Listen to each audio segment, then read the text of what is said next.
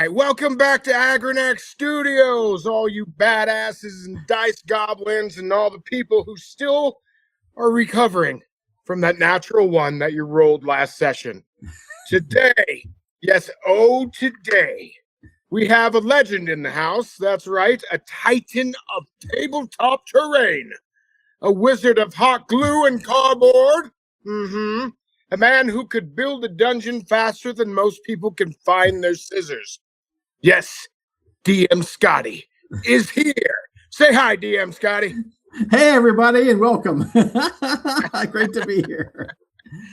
All right. Well, you know DM Scotty from DM's Craft. We've all been watching him for years, and he's gotten you out of ruts when you needed some quick terrain right now. And he's also the wizard and the mastermind behind the EZD6 game. And so we've got not only the core book, we've got the Book of Quests, we've got Wasted World, we've got all the different supplements that he's done on the side, and just recently he's come out with the Dreadful Doomscapes. My gosh. Now, how long ago did that come out? That was like, what, last week? Yeah, just last week. Okay, very good. Yeah. Well, we're going to keep it kind of light and fun, and, tell us what you want or what you don't want. It's all good. We're going to ease into this. So we're going to start with the first question here. What was the very first spark that led to EZD6? Wow.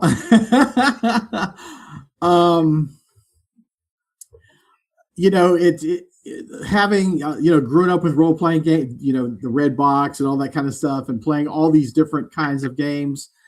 It wasn't till I started getting back into it, because I kind of got away from role-playing for a while, the adulting thing and all that. And then some friends at work said, "Oh, we want to play D&D, and you're going to be the DM because none of us want to do it." Yeah, of course. So because I've done it, So I started doing it, and that's when I got the terrain idea, did the whole DM's Craft thing. But the spark for the game didn't really come till later. I was doing this horror scenario called A Weirdly Strange Night of Terror. And nice. I was like, I want the game to be, the pace to be really fast, right? Mm-hmm. And that's where I kind of came up with the first iteration of EZD6, which is very similar to the regular iteration. It didn't have magic in it at that point because it was just a modern horror scenario. Yeah. There are people kind of like the new book, actually. Oh, cool. So that was the first. I think that was the first inspiration for it, and then I played with it, and I'm like, oh, this works, and that's where it started, and I was like, oh, this is great because the game moves so fast. Well, the interesting thing is that instead of going that D20 route, you decided to go with D6. Now, is there kind of a reason for that, or is it just kind of like, a D6 works, you can cannibalize it from Monopoly and just start playing, right? That's a great point. The thing is, people are familiar with D&D, so a system like ICRPG or Shadow Dark, something like that, is very easy to pick up. Like ICRPG is in Shadow Dark are so easy because if you play D&D, you can play these other games, right? Right. There's almost no learning curve. Mm-hmm. But with taking out the D20 and adding the D6, there is a little bit of a learning curve, right? But it's very low. For EZD6, it literally is easy. Yeah. And the curve was very low. But the thing was, I think why I decided on a 6 was because it really doesn't matter what die you use. You can flip a coin, right? Yeah. You can flip pennies, and if you get heads, you succeed, and tails, you fail. It's really the scale of that, right? How much you want to scale it out. Mm-hmm. So with a D6, I like that because it gave me several things. One, it was quick and easy. So if you're rolling multiple D6s, it's really easy to pick out the highest one very quickly, as opposed to sometimes with a higher die like a D20, you gotta read the smaller numbers, right? And it also meant that one of my favorite mechanics of all time, exploding crits, right? Would be much easier with a D6 than it is with a D20. The system wouldn't work with a D20 for the exploding crits because it happened too few times. Right. But it's 1 in a 6 chance with EZD6. That's the whole thing with. I mean, I just got through with a campaign, a kind of folk horror campaign for 2 months, and we used EZD6, and it was just like, when you get those exploding crits, just the faces at the table is worth getting the game. Just like experience that. It's the raddest thing, man. It is so cool. And still, it's like one of my favorite games ever. It is so good. Just for that. You get those those people and they're just like, that's another hit and that's another hit. And the table, I've had tables screaming. Like, oh my God, it's another, like just literally screaming their head off because it's so cool. And then you get those religious players, right, that are just like, well, I just rolled that one and that was a 6, so I need to roll another one. And then, they go through these little mantras and it's awesome. It's so awesome to see. It's amazing. I love the crits because it can really turn a combat against the players also, like a monster can get lucky. Yeah. But the thing is, monsters don't tend to get too lucky because you literally have to roll another 6 in most cases. Not all cases. Some crit on a 5.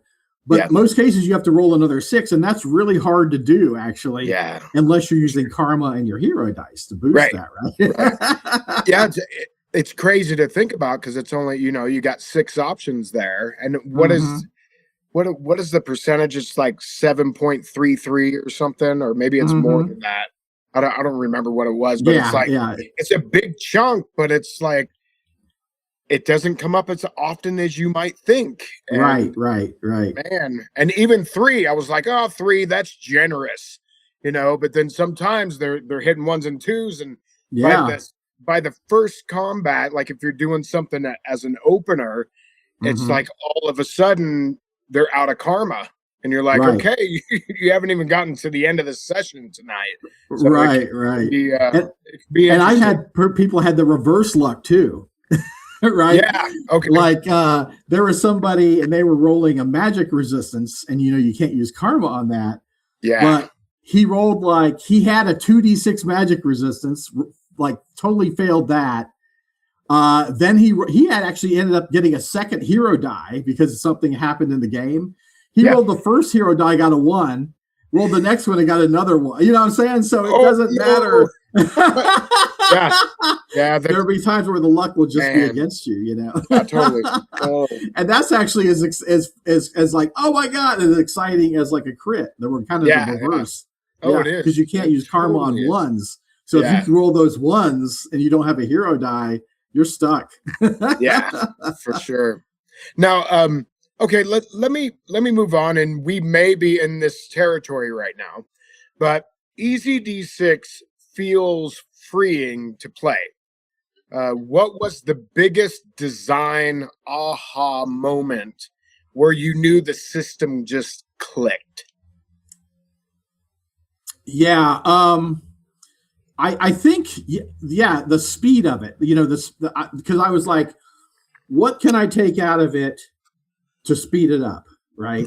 So I was like, okay, initiative. I can take initiative out if the players just always go first and choose who goes first, unless I surprise them. And then, that kind of thing. Oh, damage. Take damage out. There's no damage rolls. Everything just does 1 strike, right? So that was the kind of, also like spells. You don't have to be an accountant and keep track of all these spells, right? You can just you can make up your own spell at the moment. So yeah, when I started putting the elements together, like I want it to be D6 and I want it to be fast. And that was the total design thing of it. I want to have it as fast as possible with as few rule breaks as possible. Yeah. And and literally, the game is like, I tell you a number to roll, you roll on a D6, and that's it. That's like the game. The couple other things that are added are just little things, little details, and they're all in favor of the players, right? That's what I like. That all the great stuff in the game is player facing. There's karma. There's hero dice. You know what I'm saying? There's crits. There's using your resources to boost your crits or save your butt with armor saves. Yeah. And I like too that your turn doesn't take 20 minutes, and everybody's basically on deck all the time, because I might ask you to roll an armor save at any moment, right? Right.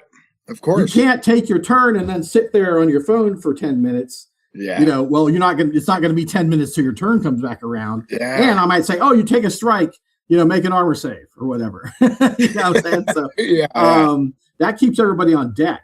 You know what I'm saying? Yeah. I love that. I love that aspect. Now that you say it, I'm like, oh yeah, that is a thing. And nobody is disengaged from the game. They are all waiting. For one thing, it's not, the turns aren't slow enough that they're disengaged. And the other thing is like, you can ask for the saves when you need them, so for sure.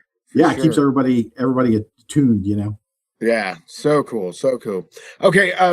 So now that there's the core book, Book of Quests, Wasted World, and Doomscapes, when you look at the whole line of EZD6, what do you feel ties them all together? Besides the system itself, maybe. I was like, oh, that's easy. Yeah. Use D6. I've always tried to get the flavor of the genre into the rules, because I like a limited amount of information. You don't have to take a history course to learn the background of the game, right? Right. Yeah, totally. So like I like that you can jump into the games, but there's some meat to it, right? There's a little bit of meat to it, but there's not too much that's forcing you into something. You can play it any way you want. Like Wasted World, you can play more grounded and do kind of a Mad Max thing. Or you could do more Gamma World Gonzo if you want. And like basically it's like, with Wasted World, it's the miasma, that the demon sky that caused the end of the world, and that explains all the weird mutations and psychic powers and everything. And there's and there's weird monsters and stuff, and there's not a lot filled in for you. It's like you and the players fill it in. Right. No, that's great. And I love that even about Book of Quests. It's like there's enough there to riff off of. And technically, I wouldn't suggest this, but technically over a 2 to 4 page spread, you don't have to read it beforehand. If you just read the synopsis, you can sit down and riff off of it if you're an experienced game master. Oh, totally. Rouser. And that, I love that about the writing style and about the bullet point lists. And it's just like, it's all there. And it's primo. It's so good. You don't. Well, thank you. That's how I run. It's like bullet point, No, it's so good. It's so good. Okay, here we go. If you could go back and whisper one piece of advice to yourself before writing EZD6, what would it be? I think it would be, particularly with the first book, be a little more exacting about your terminology. Okay. Because I think some people have been like, well, it's kind of all over the place, and an experienced game person knows what you're talking about, but not necessarily a total neophyte or whatever. So So, and I see that. I can see that because people have said, oh, it's kind of written for experienced game masters as opposed to necessarily totally new ones. And I would agree with that on a certain amount, because it requires a lot of your judging as a game master. You know what I'm saying? Some systems, the rules, fill in for you. Where this one really, it's all the basic rules, and you just make it work how how your mind. So it's like, right. It doesn't, it doesn't, hang you up like that. So Yeah. yeah. No, that's really good. Yeah, very good. Awesome. So would that mean that maybe in the future you're going to have a second edition and kind of look at that from that point of view? I definitely want to do a second edition, because I did the Brain Candy supplement, where I kind of brought the game up to where Wasted World with the edges and that kind of stuff. And so I would like to add all that stuff and maybe some more monsters, a cool addition, Yeah. But maybe that'd be a Kickstarter. I'm not sure. So we'll see. Yeah. Now, with that, interesting question. Why didn't you go this Kickstarter route? And why did you go straight to drive through POD? Yeah. I think with Runehammer helping me, with Brandon helping me, I would get some exposure that way, and people know me, and other people had talked about the game, including you. Thank you. And talked about how much they liked the game. Yeah. And that was kind of after we released, but before we released, we kind of decided, well, let's just do a drive-through, and see how it works out. And Brandon and I have known each other for years. He calls me Yoda. I was his inspiration. And nice.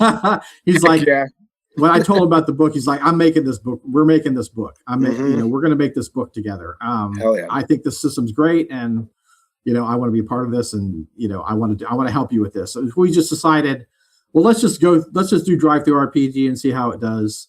But it did phenomenally, and it's one of the top sellers, on the site now. It's the highest adamantine level or whatever. So good, so good. And well, it's well deserved. Oh, thank you. I was blown away. I mean, there are thousands of games on the site, and you never, it could just fall into obscurity. Yeah, for sure. No, it does happen. It does happen. Okay. Now, every designer has a pet mechanic. In EZD6, what rule or subsystem are you secretly the most proud of?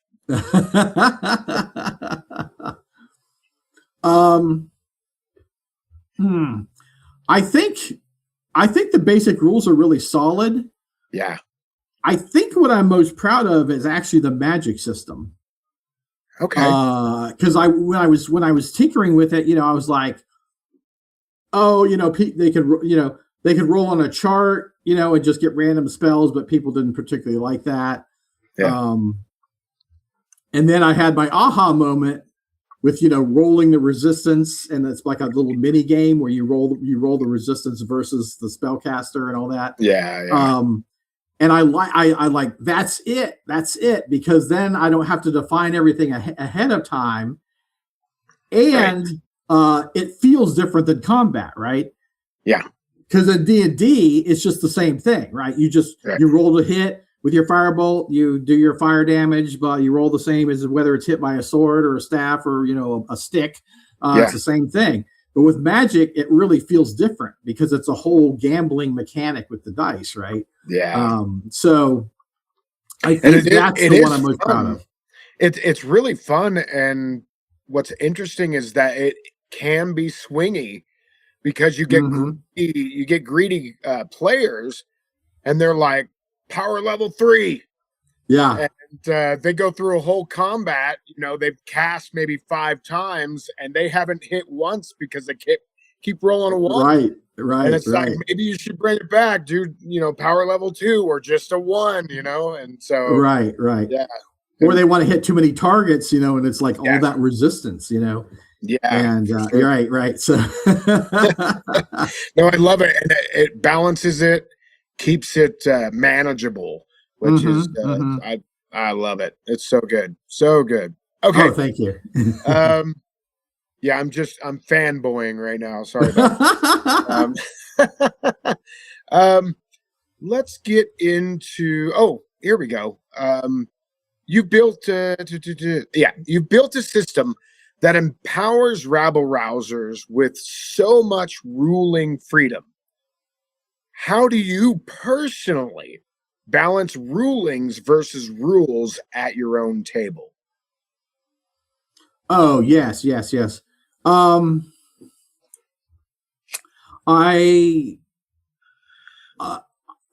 think I'm when you get into the game and you're everything, all the machinery is running at the table, right? The players are playing their characters and you're you're in the zone, game mastering.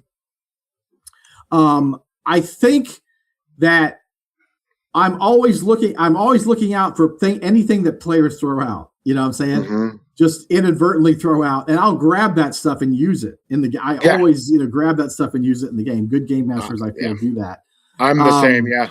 And so that's what and one thing I like about EZD6 is it doesn't take as much of your brain power worrying about rules, right? Mm-hmm. So I don't have to sit there with my RAM of my head taken up by all the rules of this complex game, right? It's so easy. The rules can sit in the back of my brain, and I can really pay attention to the table and how things are going, and move in there where I need to move and move back where I need to move back. You know what I'm saying? Yeah. And Brandon actually had a video a little while back about cognitive overload.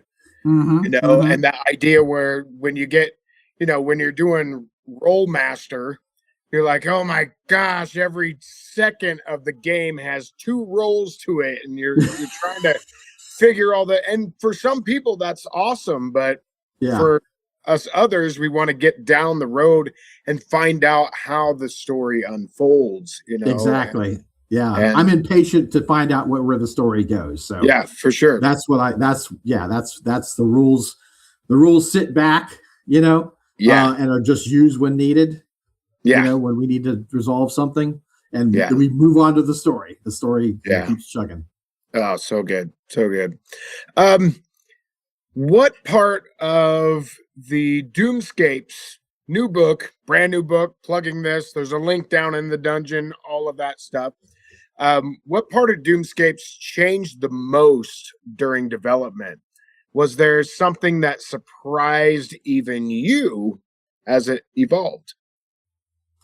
Well, initially, I wanted to do 3 play sets for the book, but the 3rd play set I did ballooned into too much material, so it wouldn't fit. It would have to be its own thing. And basically, it was kind of a noir detective horror. So it was called Eldritch City Blues. And, that could be its own thing, like a full-on Cthulhu, Lovecraftian. Oh yeah, exactly. People would eat that up. But I know that you have like a space one. That's what you're working on next, right? Yeah. Woo. Yeah. Man. It's gonna be so good. It's gonna be so good. That's awesome. And since Dreadborn Hunters is similar to Eldritch City Blues, so it's just like a modern take. That's the second playset in the book. So it felt too similar. The sets, even though it was kind of a different time period and that kind of, and I had more going on in Eldritch City Blues, but so Dreadborn Hunters, it's cool. It was fun, coming up with all the different powers for the the monster hunters and that kind of thing, and how it works. I explained in the book how it works and all that kind of thing. So, but totally inspired from Buffy and Van Helsing and all these other kind of things. Are destined to monster hunt. They have the calling to the monster hunt. Right. So explain for the viewers, what are the 2 kind of encapsulated sets of ideas for different horror genres that you're doing? Oh yeah. So I also love kind of modern survival horror kind of thing. Yeah. And so I thought I wanted to have like just a set with just normal, we were playing just normal people, and in a horror movie essentially. And so with that said, I have stress, which is, you build up stress. And if you take too much stress, you start to lose strikes. So you're stressing out, right? And the other one with that set is Flip of Fate, where you have a 50-50 chance instead of the hero die. Because it seems like in horror movies, there's always a wild swing of luck, right? Someone just gets totally lucky and avoids the axe, and the other person just walks right into it, right? Yeah, for sure. Yeah. Well, with so you replaced karma with the stress mechanic. Kind of explain that for the viewers so that they understand maybe your thought process, but also how it works. Right. Yeah, the thought process was, I don't, with the everyday nightmares where you're normal people, it doesn't feel right to have this heroic currencies you can spend. Now, the monster hunters, the Dreadborn hunters, use normal karma because they're heroic, right? Where the normal people, you just use stress. So stress is very similar to karma. You spend it to increase your die rolls, but it works the same way. But every time you get 3 stress, you lose a strike. Bam. There it is. Yep. Now, there are some inclinations in there that help you avoid the stress. Like one, you can roll for each stress you take. One is you can take 4 stress instead of 3. So those kind of things. You could also use it for a Grimdark game. So if you wanted like fantasy Grimdark, you could use the stress mechanic instead of the karma, and it would make it much more gritty. Yeah. It's beautiful. It really is beautiful. And so when 2nd edition comes out, these are all your optional rules going down the line. And that's that gives me chills, like thinking about it and how people will deal with that at the table. That is just so good. So good. Thank you. Dude. So where am I at? I gotta look at my notes here. Okay. Here's a good one. When you're running horror in EZD6, what techniques do you rely on to set the tension? Maybe even outside of the rules.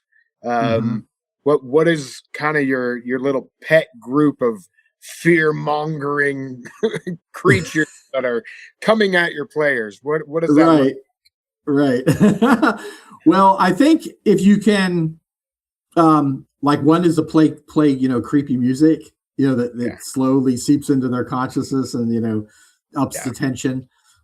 If you can change the the environment, like darken it, maybe have just one overhead light or candles or something, that can make it creepy too.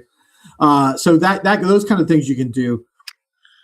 But what I like to do is kind of get under the skin, because it's really hard to just scare players outright at the table, right? You all know you're sitting there playing a game, and you're playing, you're a character playing a game, right? And you can role play well and everything, but you still understand this. So getting them really literally terrified is, I think pretty difficult. But anybody can just get under their skin, right? By just creepy stuff that happens.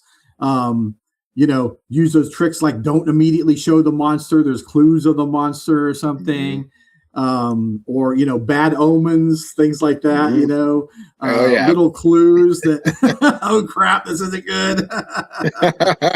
And since they're much more delicate, it's scarier too, right? Yeah, totally. Yeah, because they can lose with using stress, they can lose strikes. So so you're much more vulnerable in this set than you are in the others. Oh, I love it. Wow. Okay. You've always been hands-on with crafting terrain and physical props. How does that tactile creativity influence game design, if at all? Yeah. The funny thing is, EZD6 is really easy to play without terrain.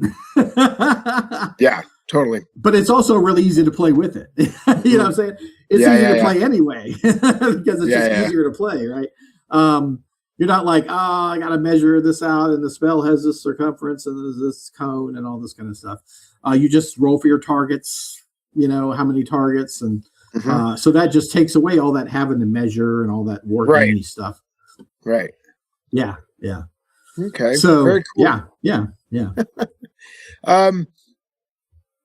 In your opinion, or maybe it's factual, I don't know. What do players misunderstand most about EZD6? Oh, yeah. I think at the start, maybe the crit confirms. Yeah. Because even you have to get... Yeah. Even I messed that up on my first video, and you're like, you gotta make sure you roll another 6. And I was like, oh, damn, okay. Yeah. And it's only 1 dice, Right. So that's a great thing about boons is you can have, I mean, it's unlikely, but you could have 6 boons and be rolling 6 or 7 dice with your base dice and the 6 boons. But it still comes down to the single. You have to roll the crit with 1 dice, right? With 1 dice. Yep, that's right. Yeah. So that gate keeps, the crate, that you could get all these boons or whatever. It's a natural point in the game. Yeah. Yeah. That cuts off the craziness. Yeah, for sure. Yeah. So what's one weird, funny, or completely unexpected story from your EZD6 play at table that you've never shared publicly? Oh, yeah. I do have people, this is kind of a separate thing, but similar idea. I do have people that will play with me at conventions that won't play other games. Like they won't play with anyone else because EZD6 isn't intimidating, right?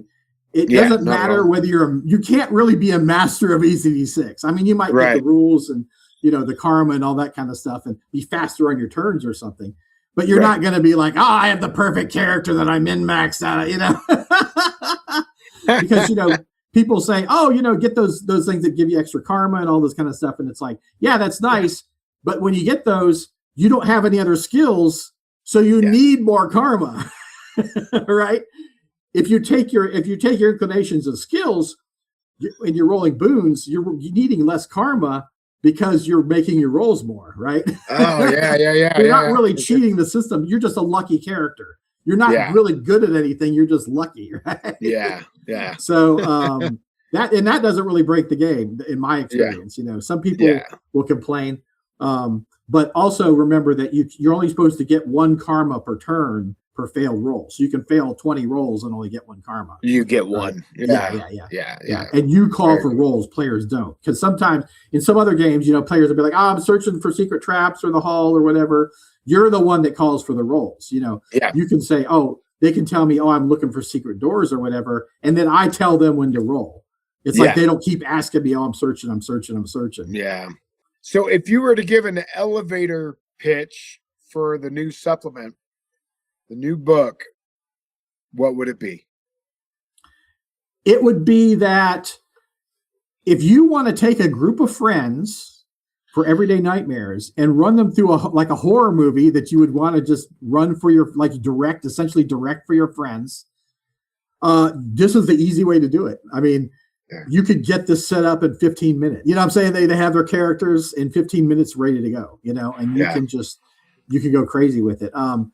That's what that's what I love about it. It's just so quick. And, I feel like, Everyday Nightmares is perfect for that kind of group. I tend to not do campaign games with those because it's like they're normally one shots where you're, try to kill as many people as possible. Survival, right? Yeah. Because that's the fun of the game, just murdering these players. I'm not a murdery game master, but in horror games, I'm pretty murdery. So. Yeah. And Dreadborn Hunters is so fun because not only are you hunting monsters, you're getting to absorb their powers and use their powers against them, right? Yeah. Hell yeah. So it's so fun. And so in that game, it's intended that you build up your character. And actually, when you kill monsters, you drain their essence. and then that's Yeah. how you build up monster powers. Yeah. Well, for all the viewers out there, if you have any doubt, first and foremost, get EZD6, and secondly, pick up this supplement. You want to go to the link down below. You can pick that up. It is available on Drive-Thru RPG. And yeah, so Dreadful Doomscapes.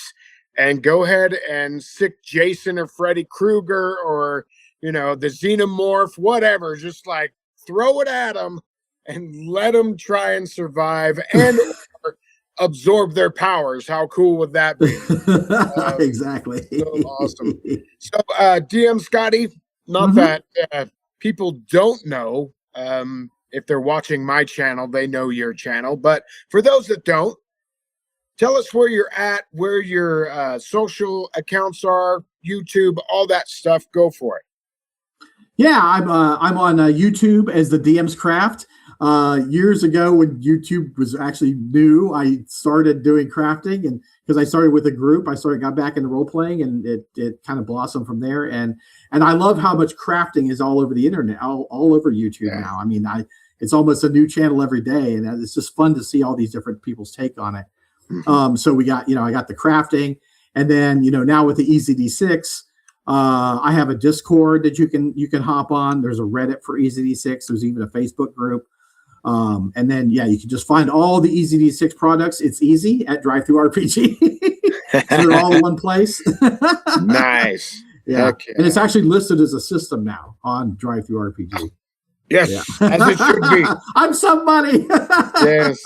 I even have a supplement, a witch class for the classic EZD6. I saw that. Very cool. Yeah, so if anybody wants to play a witch, you can get that too. I'll link it down below. So, all right. That's thank you so much for doing this. It's thanks for having me. Yeah, me blab on. this is rad, man. Like I'm so excited for the future of EZD6 and what you got going on and on your website, or excuse me, your YouTube channel and everything. So cool. Thank you, DM Scotty, and hopefully we'll see each other at a convention soon. I hope so. I would love to play together. Yeah, heck yeah. It would be good. All right, everyone. Thanks for stopping by Agranak Studios today. We'll see you on the next one. Take care, everybody.